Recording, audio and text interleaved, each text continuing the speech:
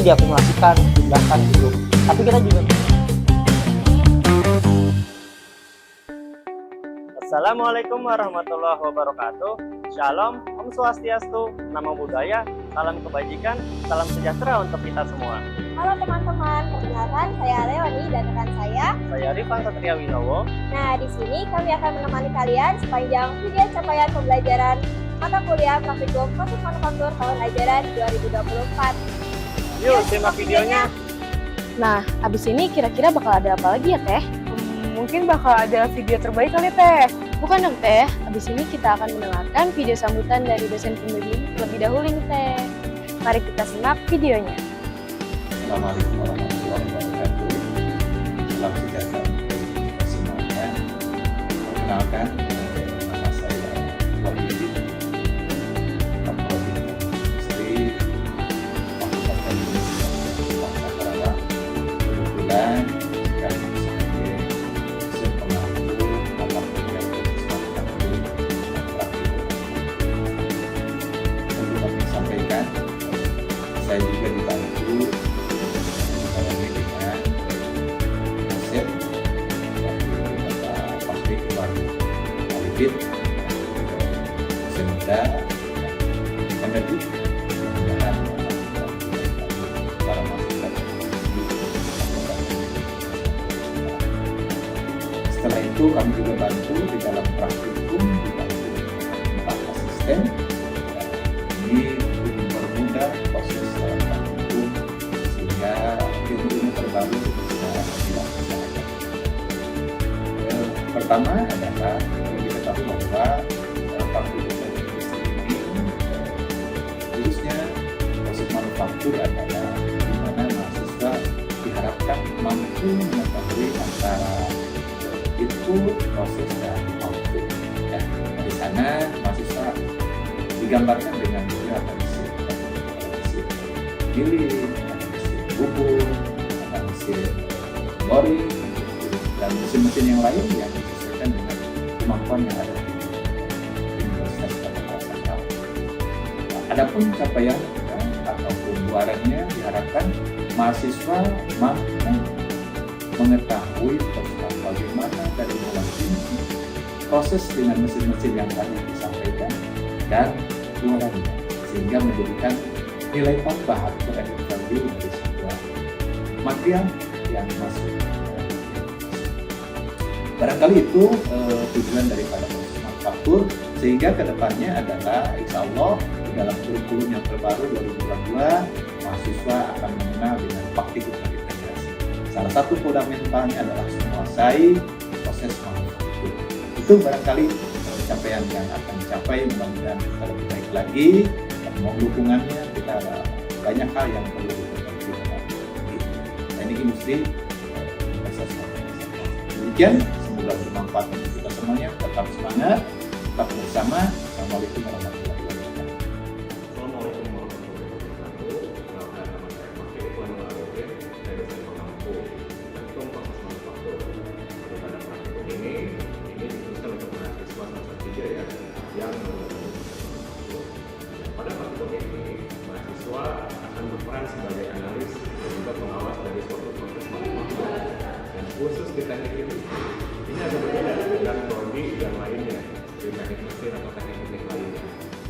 Seorang mahasiswa teknik industri atau industrial engineer itu pada rantai produksi berperan sebagai pengawas dan analis yang kedepannya berperan pada perbaikan berkelanjutan dan lain sebagainya sehingga menghasilkan proses manufaktur yang efisien dan efektif dari segi cost maupun waktu atau sumber daya lain yang digunakan oleh perusahaan. Dan sekarang proses manufaktur sudah melibatkan beberapa teknologi AI seperti deep learning, machine learning, atau bahkan big data. Ya, harapan saya untuk teman-teman yang sudah mengajar praktik proses manufaktur, alangkah lebih baiknya mulai mengkombinasikan skill-skill seperti AI, deep learning, machine learning, big data ke dalam analisis proses manufaktur.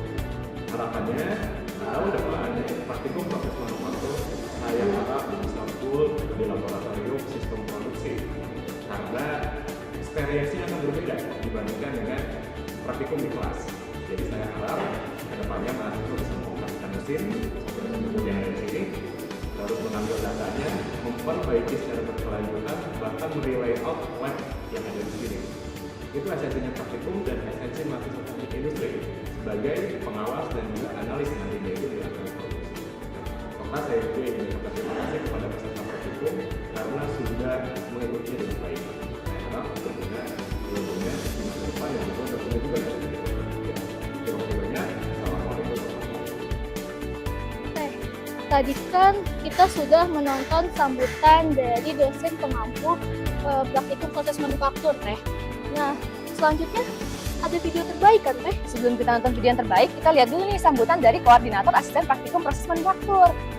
Nah, langsung aja nggak sih, Teh? Mari kita simak videonya. Assalamualaikum warahmatullahi wabarakatuh dan salam sejahtera untuk kita semua. Sebelumnya, saya di sini mewakili koordinator asisten praktikum S1 Teknik Industri, Fakultas Teknik Universitas Singapura Karawang, yaitu atas nama Kang Billy Nugraha. Pada praktikum proses manufaktur, atau biasa kita singkat dengan PPM, merupakan mata kuliah praktikum di teknik industri yang diampu oleh dua dosen pengampu, yaitu atas nama Bapak Haji Wahyudin STMT dan Bapak Fahri Iwanul Alipin STMT. Berada di semester 3 dengan bobot 1 SKS dan didominasi oleh peserta praktikum angkatan 2023. Selain itu, pada praktikum proses manufaktur tahun akademik 2024-2025 memiliki 5 modul panduan materi dan 5 modul panduan laporan yang tertuang dalam jurnal laporan praktikum. Kelima modul tersebut akan dijelaskan oleh rekan asisten praktikum, yaitu yang pertama ada Kang Taufik Nur Wahid, yang kedua ada Kang Wildan Pacan Maulidin, yang ketiga ada saya sendiri Gading Aditya Famela, dan yang keempat ada Kang Soma Satria. Nah, selanjutnya bakal ada apa lagi? Selanjutnya bakal ada penjelasan masing-masing modul oleh masing-masing asisten praktikum proses manufaktur tahun 2024. Silakan disimak videonya. Oke, modul yang pertama berjudul Prolog Proses Manufaktur, di mana modul ini dirancang untuk memberikan gambaran komprehensif mengenai elemen kunci dalam proses manufaktur. Modul ini terdiri dari 5 subpoin bagian utama. Yang pertama ada area allocation diagram sekarang. Yang kedua ada identifikasi proses permesinan. Yang ketiga ada analisis gambar teknik. Yang keempat ada simulasi jalur produksi. Dan yang terakhir ada bill of material. Subbab ini akan membantu praktikan dalam memahami langkah awal dalam proses manufaktur. Masuk dalam subbagian pertama yaitu area allocation diagram, di mana area allocation diagram ini adalah representasi visual dari tata letak area produksi saat ini. Diagram ini memberikan gambaran umum tentang bagaimana ruang di dalam fasilitas manufaktur dialokasikan untuk berbagai fungsi dan proses. Dalam subbagian ini akan mempelajari pentingnya AAD dalam perencanaan dan pengelolaan fasilitas manufaktur. Subbagian yang kedua ada identifikasi proses permesinan, di mana proses permesinan ini adalah salah satu aspek paling kritis dalam proses manufaktur. Ini melibatkan penggunaan berbagai mesin untuk memotong, membentuk, dan menyelesaikan barang mentah menjadi barang jadi. Dalam subbagian ini, praktikan akan mengeksplorasi berbagai jenis proses permesinan, termasuk pemotongan, pengeboran, pembubutan, dan penghalusan. Dengan identifikasi proses permesinan yang tepat untuk setiap tahap produksi dapat menghasilkan efisiensi dan kualitas produk akhir dengan baik. Subpoin ketiga ada analisis gambar teknik, di mana gambar teknik adalah alat komunikasi utama dalam dunia teknik dan manufaktur. Gambar ini menyediakan representasi visual dari desain produk termasuk dimensi, toleransi, dan spesifikasi material. Subpoin keempat adalah simulasi jalur produksi, di mana simulasi jalur produksi adalah teknik yang digunakan untuk memodelkan dan menganalisis sistem produksi atau manufaktur dalam bentuk matematis dan komputerisasi. Tujuan utama dari simulasi ini adalah untuk memahami bagaimana berbagai komponen dari jalur produksi berinteraksi, serta untuk menentukan efisiensi dan efektivitas sistem dalam memenuhi permintaan produksi. Subbab yang terakhir ada bill of material, di mana bill of material adalah daftar lengkap dari semua komponen, bahan, atau subkomponen yang diperlukan dalam memproduksi suatu produk. BOM ini adalah dokumen penting dalam proses manufaktur karena menyediakan panduan yang jelas tentang apa yang dibutuhkan untuk setiap tahap produksi. Dalam subbagian ini, Praktikan akan mempelajari cara membuat dan mengelola BOM secara efektif. Akan membahas juga berbagai jenis BOM seperti BOM teknik, BOM produksi, dan BOM layanan, serta bagaimana setiap jenis digunakan dalam konteks yang berbeda. Oke, selanjutnya kita masuk pada modul yang kedua yang berjudul Peta Kerja Keseluruhan, di mana modul ini dirancang untuk memperdalam pengetahuan peserta praktikum mengenai analisis dan dokumentasi proses produksi. Di dalam modul ini akan membahas 5 materi, di mana kelima materi ini akan membantu peserta praktikum dalam memahami dan memetakan proses produksi secara lebih efektif. Oke, langsung pada poin atau materi yang pertama. Peta aliran proses merupakan alat visual yang membantu dalam menggambarkan langkah-langkah dari awal hingga akhir dari suatu proses produksi. Peserta praktikum akan belajar cara membuat dan menganalisis peta aliran proses untuk mencapai efisiensi yang lebih baik. Kemudian, pada materi yang kedua, yaitu mengenai area allocation diagram usulan. Setelah memahami kondisi saat ini pada modul materi yang pertama, langkah selanjutnya adalah mengusulkan area allocation diagram usulan dengan optimal. Dalam materi ini akan memandu peserta praktikum dalam merancang tata letak yang diusulkan agar mencapai efisiensi maksimal, mengurangi waktu proses, dan meningkatkan aliran kerja. Selanjutnya, pada materi ketiga berjudul Operation Process Chart, yaitu merupakan representasi grafis dari urutan operasi dan efeksi dalam proses produksi. Dalam modul ini, peserta praktikum akan mempelajari teknik untuk membuat dan merancang Operation Process Chart untuk mengidentifikasi dan meningkatkan aliran produksi.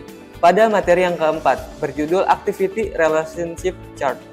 Materi ini akan membahas cara membuat dan menganalisis Activity Relationship Chart yang menggambarkan hubungan antara berbagai kegiatan dalam proses produksi. Dengan memahami hubungan ini, peserta praktikum akan dapat mengelola interaksi antar kegiatan dengan lebih efektif.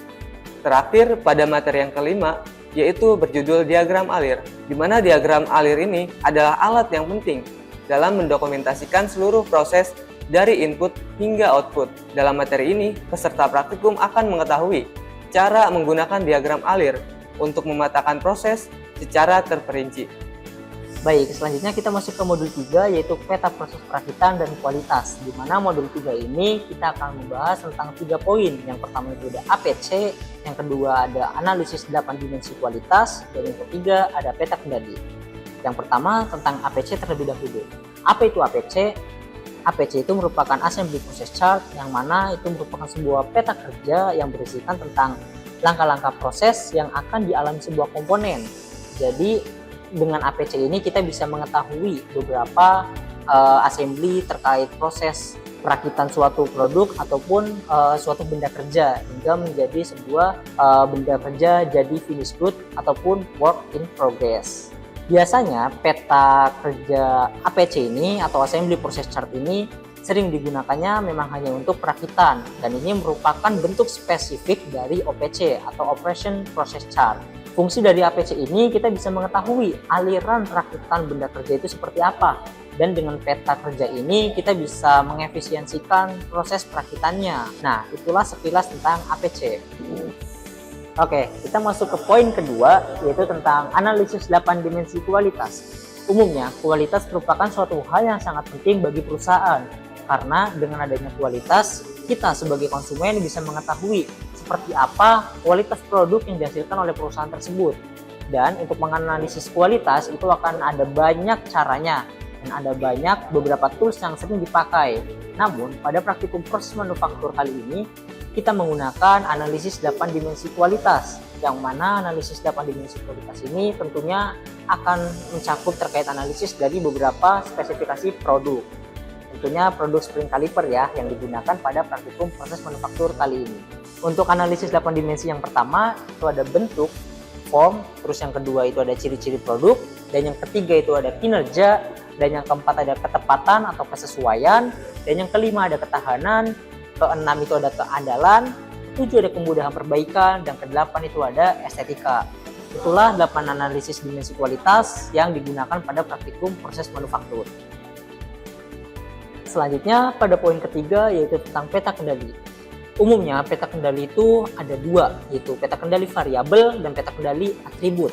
Untuk peta kendali variabel yang dipelajari pada praktikum proses manufaktur ialah peta IMR atau Individual Moving Range. Dan untuk peta kendali atribut yang digunakan ialah peta kendali NP chart dan peta kendali C chart. Kita ke peta kendali variabel terlebih dahulu, peta kendali IMR. Apa peta kendali IMR itu?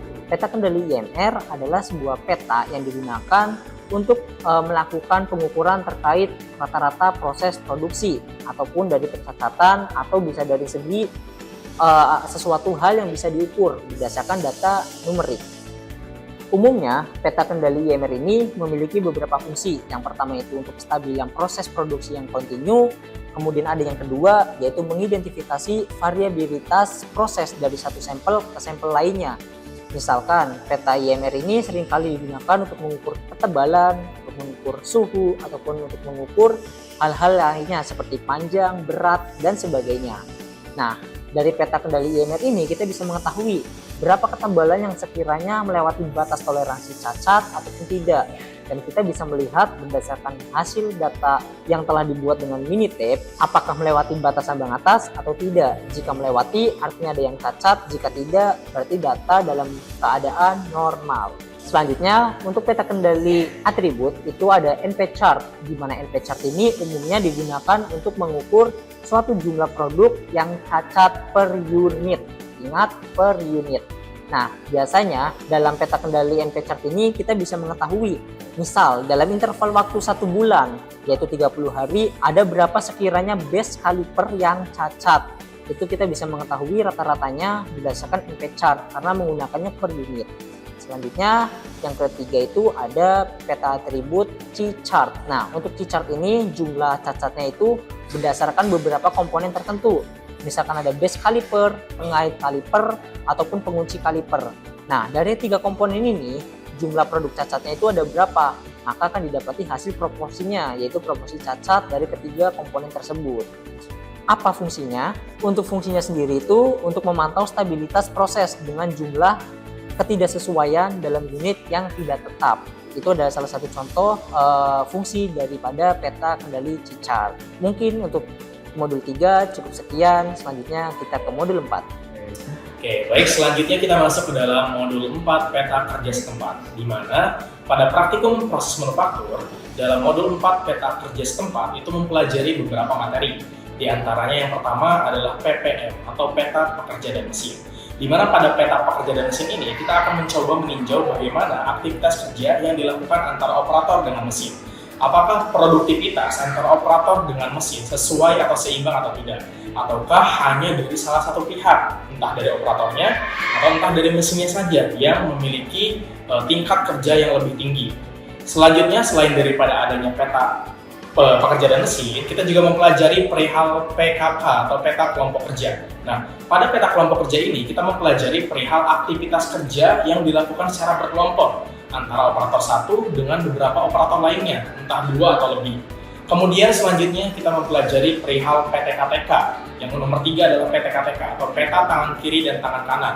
Di mana pada PTKTK kita mempelajari perihal atau menganalisis perihal aktivitas kerja yang dilakukan oleh kedua tangan kiri dan juga tangan kanan. Apakah aktivitas kerja yang dilakukan oleh tangan kiri dan tangan kanan seimbang atau hanya membebankan pada satu tangan saja? Di mana pada PTKTK ini kita akan coba menerapkan perihal prinsip ekonomi gerakan. Selain daripada itu, pada PTKTK kita juga menerapkan elemen gerakan dasar Terdi. Dan selain daripada itu, yang keempat kita mempelajari perihal diagram Ishikawa atau diagram Fishbone atau diagram cause and effect. Di mana pada dasarnya pada diagram Fishbone kita akan menganalisis hal-hal apa saja yang akan berpengaruh terhadap proses manufaktur dari spring caliper. Hal-hal apa saja yang menjadi penghambat dari terjadinya proses manufaktur spring caliper. Dan akan kita breakdown untuk mencari tahu penyebab-penyebab masalahnya apa saja. Dan selain daripada itu, kita juga mempelajari perihal peta pikiran, di mana peta pikiran atau mind map ini kita rancang untuk menganalisis atau merencanakan proses pembuatan spring caliper secara efektif. Sekian dan terima kasih. Oke, selanjutnya kita masuk pada modul yang kelima, yaitu proses manufaktur aditif. Nah, dalam modul ini fokus pada pengembangan dan analisis produk menggunakan metode aditif, di mana proses manufaktur aditif atau yang lebih dikenal dengan istilah 3D printing memungkinkan pembentukan objek lapisan demi lapisan berdasarkan data digital yang membawa sejumlah keunggulan seperti fleksibilitas desain, pengurangan limbah bahan, dan realisasi prototipe yang lebih cepat. Dalam modul 5 ini terdapat 5 topik pembahasan. Di antaranya yang pertama ada desain produk, di mana pada topik ini peserta praktikum akan belajar tentang prinsip-prinsip dasar dan lanjutan dalam desain produk, serta teknik-teknik untuk memastikan bahwa desain tersebut siap untuk diproduksi menggunakan teknologi aditif atau 3D printing dengan menggunakan perangkat pengguna CAD atau Computer Aided Design. Kemudian pada topik yang kedua yaitu eksplorasi proses manufaktur aditif. Ini menawarkan berbagai keuntungan seperti fleksibilitas desain dan pengurangan limbah. Topik ini akan mengalami berbagai teknik dan teknologi dalam proses manufaktur aditif, serta aplikasinya dalam industri modern. Kemudian pada topik yang ketiga yaitu aplikasi metode aditif. Nah, setelah memahami prosesnya, langkah berikutnya adalah menganalisis aplikasi metode aditif dalam berbagai konteks produksi. Topik ini akan membahas bagaimana teknologi aditif dapat diintegrasikan dengan proses produksi konvensional dan menawarkan berbagai studi kasus sebagai referensi. Kemudian pada topik yang keempat yaitu pengembangan produk aditif, di mana dalam proses pengembangan produk menggunakan metode aditif ini membutuhkan pendekatan yang berbeda. Nah, topik ini akan mengajarkan langkah-langkah kritis dan pengembangan produk aditif. Peserta praktikum akan mempelajari teknik terbaik dalam validasi dan optimalisasi desain. Oke, kemudian pada topik yang kelima yaitu analisis hasil produk, di mana evaluasi hasil dari produk yang dihasilkan adalah langkah penting untuk memastikan bahwa semua spesifikasi dan kualitas terpenuhi. Dan dalam topik ini, peserta praktikum akan belajar berbagai metode analisis hasil produk, termasuk uji mekanik dan uji kualitas yang relevan dengan produk aditif. Mungkin itu saja yang dapat disampaikan pada modul 5 ini. Sekian, terima kasih. Selanjutnya video terbaik kan Teh? Benar banget Teh. Nah, untuk penilaian dari video ini ada beberapa indikator, yaitu ada sesuaian tema, keaslian, like, dan komen di Instagram Praktikum Proses Manufaktur. Nah, untuk video terbaik pertama itu diraih oleh kelompok. Mari kita simak videonya.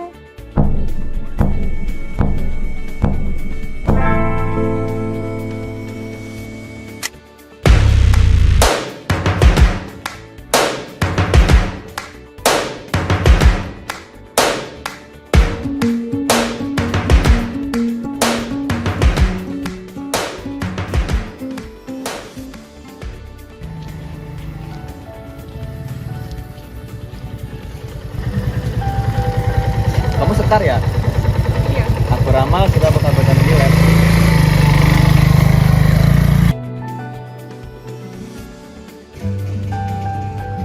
Bukan ketemu lagi, udah ya, masuk.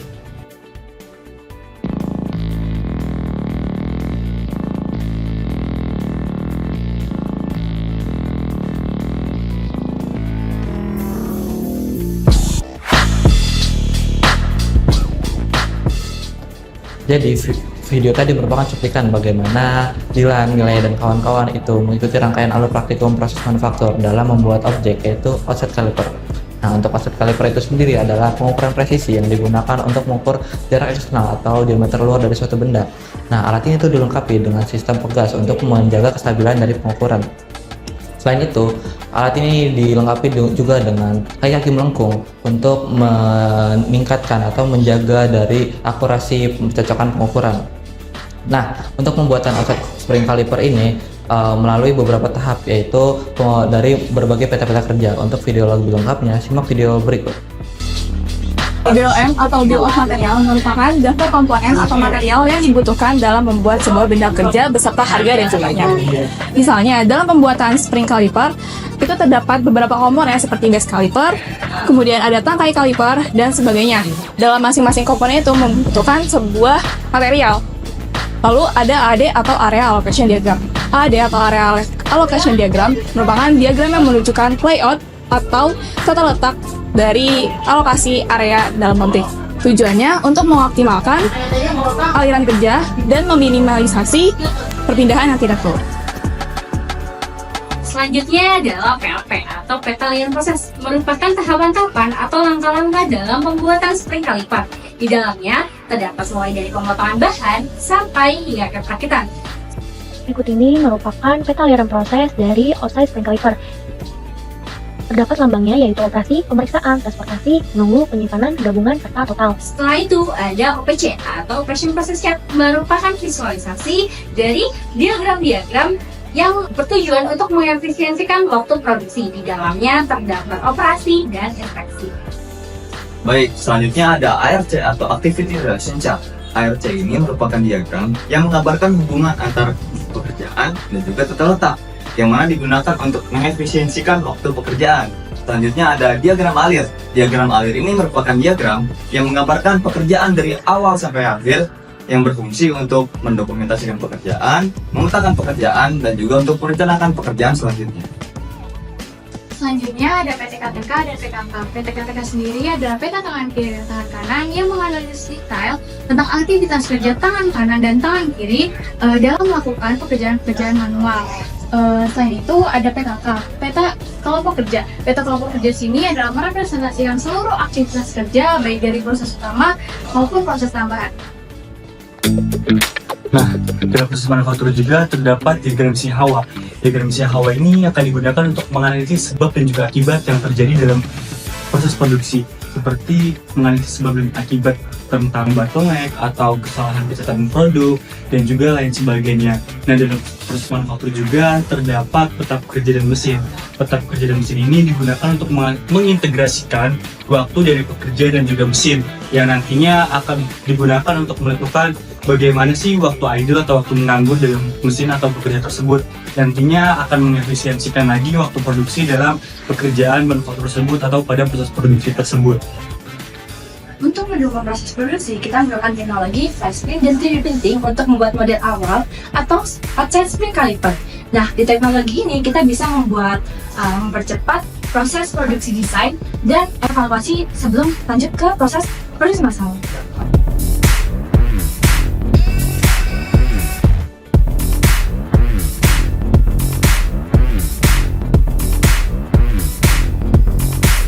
Untuk mencetak model 3D dengan flash print, pertama-tama impor file model 3D ke area kerja dan posisikan model dengan benar. Selanjutnya, tambahkan support menggunakan opsi support dengan memilih auto generate support untuk penempatan otomatis, atau tambahkan secara manual pada area yang memerlukan dukungan. Setelah support ditambahkan, lakukan slicing dengan mengeklik tombol slice untuk menghitung jalur cetak, termasuk struktur support. Terakhir, gunakan fitur preview untuk memastikan slicing mencakup support dan bagian model lainnya sebelum menyimpan file dalam format G-code untuk dicetak. Setelah model 3D selesai dipersiapkan pada software Flash Print dan file.jx sudah ditransfer melalui Wi-Fi yang muncul dari FlashForge, proses percetakan dapat dimulai dengan memilih file pada menu print di layar dan menekan Start. Selama proses berlangsung, pastikan printer berjalan tanpa gangguan dan biarkan hingga selesai. Setelah percetakan selesai, tunggu hingga platform dingin sebelum melepas model. Gunakan alat bantu seperti spatula jika model sulit diangkat.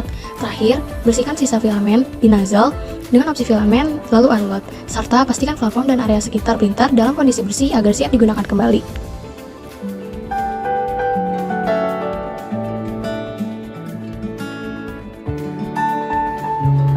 Dengan mengikuti alur proses produksi, pembuatan spring caliper ini dapat memastikan efisiensi waktu, kualitas produk, dan pengurangan potensi masalah.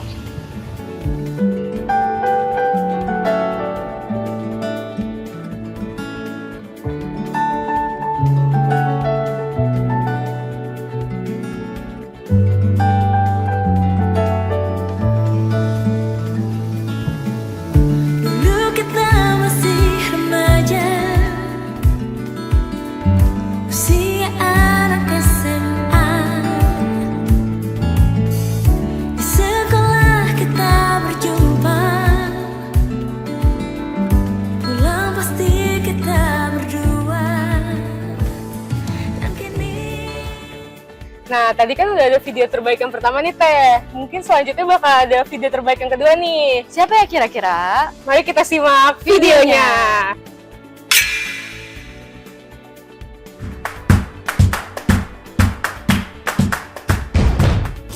Di sini saya akan menjelaskan terkait modul 1. Proses permesinan spling caliper dalam praktikum proses manufaktur. Meliputi pemotongan bahan mentah menggunakan mesin sawing, pembentukan komponen menggunakan mesin turning dan milling, hingga pengeboran menggunakan mesin drilling untuk menghasilkan komponen presisi sesuai spesifikasi. Bill of Material atau BOM berperan sebagai daftar pelengkap bahan, komponen, dan alat. Memastikan ketersediaan, pengendalian biaya, serta meminimalkan kesalahan produksi. Area Allocation Diagram atau AAD mendukung efisiensi dengan mengatur tata letak stasiun kerja. Mengoptimalkan alur material menggunakan waktu tunggu antar proses untuk memaksimalkan penggunaan ruang. Kombinasi proses permesinan, BOM, dan AAD memastikan efisiensi dan kualitas produk dalam praktikum ini.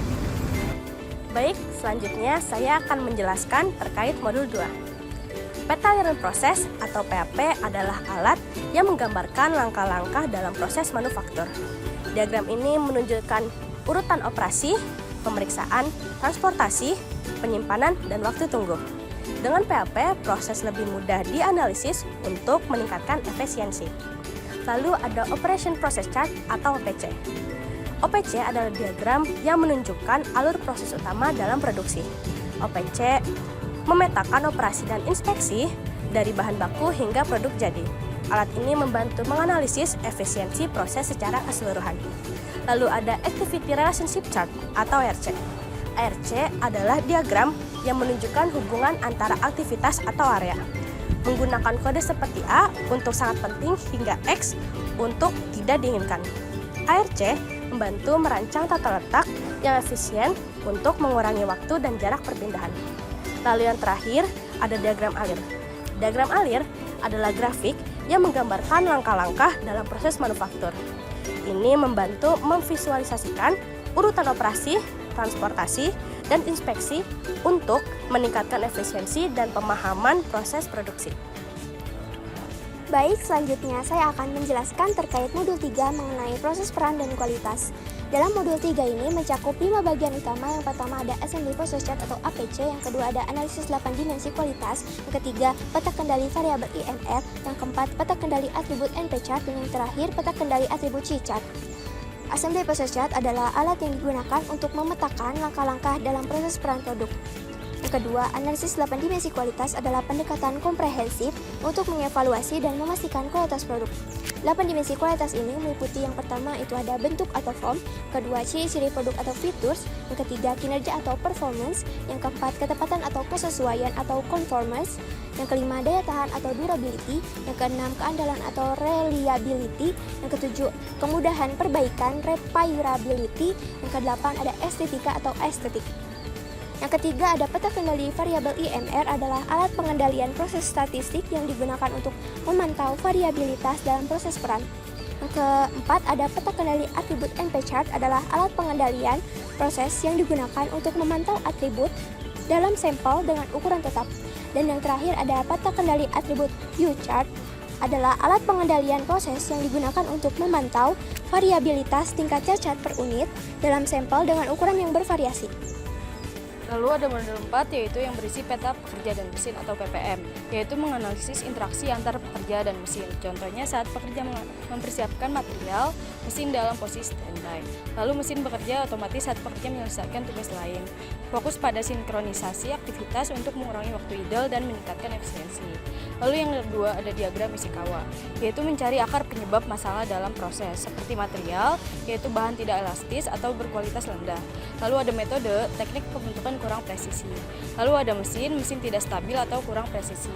Lalu ada manusia, kurangnya keterampilan operator. Dan yang terakhir ada lingkungan atau suhu kelembapan mengurangi sifat bahan. Lalu yang ketiga ada peta kelompok kerja atau PKK, yaitu mengidentifikasi distribusi pekerja antar kelompok. Contohnya seperti kelompok A, pemotongan dan pembentukan bahan, kelompok B, perakitan spring caliper, dan kelompok C, pengujian dan inspeksi kualitas. Fokusnya adalah memastikan pembagian tugas merata untuk menghindari bahan kerja berlebih atau pada satu kelompok.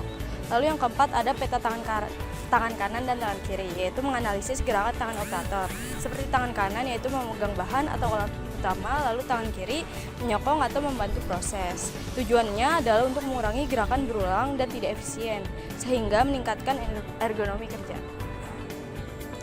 Nah, selanjutnya kita akan membahas flash print 3D printing dalam praktikum proses manufaktur.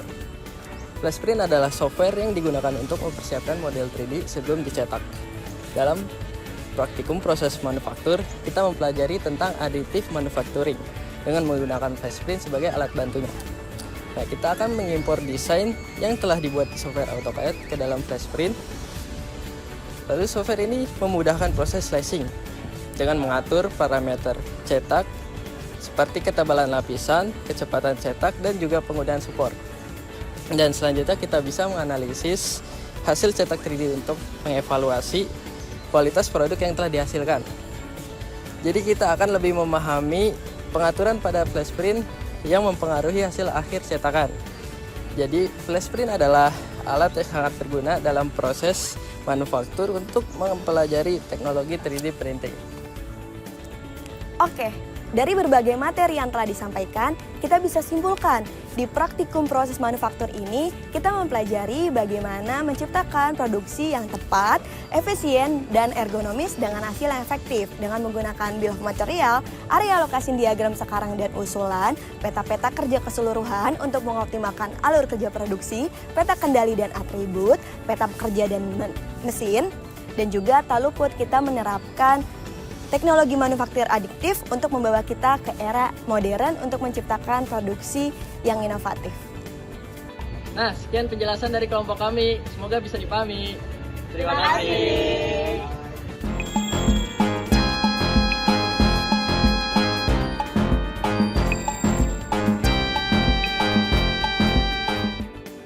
Nah, video terbaik pertama dan kedua udah ditayangin teman-teman. Selanjutnya kita ada tayangan video terbaik ketiga. Gak usah lama-lama lagi kali ya, Kang. Video terbaik ketiga diraih oleh kelompok. Cus, kita simak.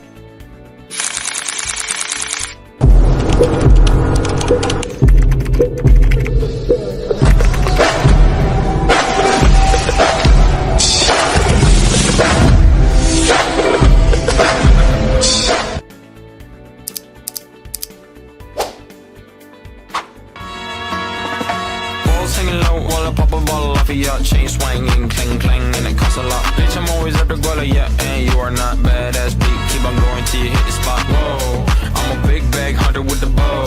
She got a big bed, number drop it low. Mama called me and she happy with the grow. Never ever fall for a body that's a no. About the Kenny about a million knocks. Kalian tahu nggak sih kenapa jalan banyak yang dibuat miring?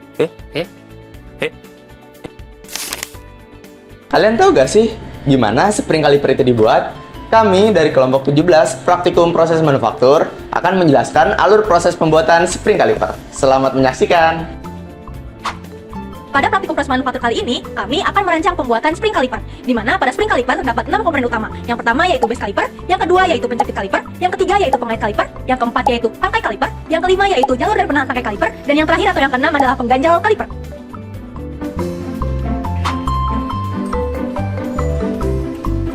Langkah pertama dalam pembuatan spring kaliper adalah merancang bill of materialnya, di mana bill of material ini berfungsi untuk mengetahui rincian biaya dan material yang akan digunakan untuk membuat spring kaliper.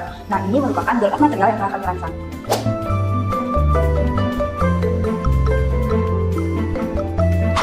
Untuk membentuk komponen-komponen spring kaliper, tentunya kita memerlukan mesin-mesin yang memang berfungsi untuk membentuk komponen seperti yang kita inginkan. Nah, ada 7 mesin yang akan kita gunakan, yaitu ada mesin sanding untuk memotong, ada mesin milling untuk membentuk material, ada mesin bleeding untuk membengkokkan material, ada mesin drilling untuk menghaluskan permukaan material, ada mesin turning untuk membuat lintis pada material, ada mesin drilling untuk membuat lubang pada material, dan ada mesin painting untuk memberikan lapisan warna atau pelindung pada material.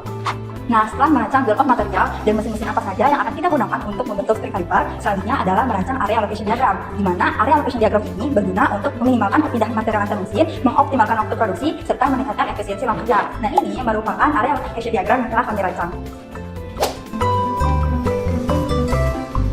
Nah, setelah dimulai pembersihan, selanjutnya kita akan masuk ke modul 2, yaitu bagian pertama itu ada PAP, atau biasa dikenal dengan pertama proses atau flow process chart. Nah, PAP ini itu menggambarkan atau mendeskripsikan alur proses rangkaian alur proses kegiatan untuk pembuatan per komponen. Nah, kan kalau misalnya di PAP itu komponen ada angkanya. untuk spring caliper sendiri. Nah, untuk dalam PAP-nya sendiri itu ada beberapa simbol, yaitu simbol yang pertama ada simbol pressure, simbol inspection, simbol transportation, delay, dan juga storage, dan juga simbol gabungan. Nah, selain ada simbol-simbol tertentu, untuk di PAP itu juga ada kolom menjelaskan tentang ukuran kegiatan dan juga menjelaskan jarak, waktu, jumlah, dan juga hal lainnya. Nah, berikut ini hasil pengerjaan dari kelompok kami. Nah, setelah dari PAP, selanjutnya kita akan masuk ke OPC atau Operational Process Chart. Nah, OPC ini itu digunakan untuk memudahkan pekerja atau operator dalam mengetahui rangkaian alur produksi dari awal hingga tahap akhir. Nah, seperti misalnya kayak dari raw material ke pemesanan lainnya, atau dari pemesanan lainnya ke tahap assembly hingga quality control atau pengecekan. Nah, lengkap juga dengan waktu yang dibutuhkan untuk diproses dan juga scrap yang dihasilkan. Nah, berikut ini hasil pengerjaan dari kelompok kami. Nah, setelah OPC, selanjutnya kita akan masuk ke ARC atau Activity Relation Chart. Nah, di ARC ini itu kita dapat mengetahui nih hubungan antara mesin yang satu dengan lainnya. Nah, selain kita dapat mengetahui hubungan antara mesin itu, kita juga dapat mengetahui seberapa penting antara mesin yang satu dengan mesin lainnya dengan kode warna juga kode angka. Nah, di sini adalah hasil penelitian dari kelompok kami. Nah, setelah dari OPC, yang terakhir kita akan masuk flowchart atau diagram alir. Nah, flowchart ini itu merupakan sebuah urutan pemisahan menggunakan pemisahan dari awal hingga akhir. Yang dimana dari desain flowchart ini itu kita ambil dari area usulan dan juga alat produksi yang diambil dari PAP dan juga OPC. Nah, berikut ini hasil dari penelitian kelompok kami. Selanjutnya adalah peta proses perakitan pada produksi spring caliper. Pertama, rakit bagian base caliper dengan bagian penjepit caliper, lalu jadilah assembly 1. Kedua, rakit bagian assembly 1 dengan bagian pengait caliper, lalu jadilah assembly 2. Ketiga, rakit bagian tangkai caliper dengan bagian jalur dan penahan tangkai caliper, lalu jadilah assembly 3. Keempat, rakit bagian assembly 3 dengan bagian penggajal tangkai caliper, lalu jadilah assembly 4. Kelima, rakit bagian assembly 2 dengan bagian assembly 4, lalu jadilah assembly 5 dan jadilah produk spring caliper. Nah, dalam produksi spring caliper, pengendalian kualitas itu merupakan hal yang penting agar produk yang dihasilkan dapat berfungsi dengan baik dan tahan lama. Untuk itu, kita menggunakan 3 jenis peta kendali. Pertama, peta kendali IMR. Ini berfungsi untuk memantau ukuran seperti panjang atau diameter dari spring caliper. Jika ada tidak sesuaian ukuran sesuai dengan standar, maka kita akan mengambil tindakan. Berikut adalah hasil pengerjaannya. Kedua, peta kendali NP chart. Peta kendali ini digunakan untuk memantau seberapa banyak jumlah cacat spring caliper dalam satu base produksi, seperti goresan atau bentuk yang tidak simetris. Berikut adalah pengerjaannya. Yang ketiga adalah peta kendali IC chart. Peta kendali ini berfungsi untuk memantau setiap jumlah cacat kecil dalam setiap spring caliper, seperti retakan halus atau deformasi bentuk yang terjadi akibat proses pembentukan. Berikut adalah pengerjaannya. Selanjutnya, dalam pembuatan spring caliper, kami membutuhkan PPM atau peta pekerja mesin. Peta pekerja mesin ini digunakan untuk mengidentifikasi area-area yang membutuhkan perbaikan serta mengimplementasikan perubahan untuk meningkatkan efektivitas dan produktivitas. Dalam PPM ini, kami mendapatkan 24 tabel yang merupakan jumlah keseluruhan mesin-mesin yang digunakan untuk membuat 6 komponen dalam spring caliper. Berikut merupakan PPM yang telah kami buat. Selanjutnya, dalam proses produksi spring caliper, kami membutuhkan adanya diagram Ishikawa yang bertujuan untuk menganalisis permasalahan yang terjadi dalam proses produksi serta mencari tahu solusinya. Nah, dalam pembuatan spring caliper ini, permasalahan yang paling sering terjadi adalah adanya defect. Berikut kami lampirkan hasil analisis kami mengenai permasalahan defect.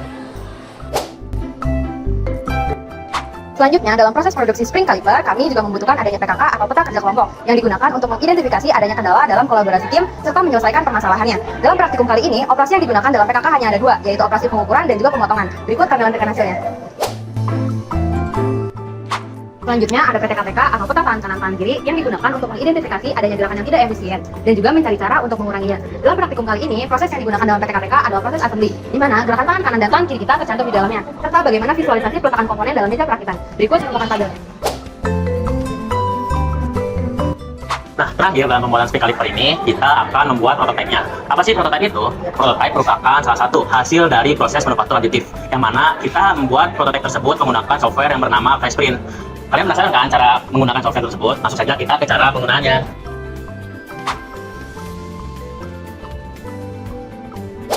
Ada beberapa tools yang harus disetting dalam pembuatan prototipe spring caliper ini menggunakan software FlashPrint.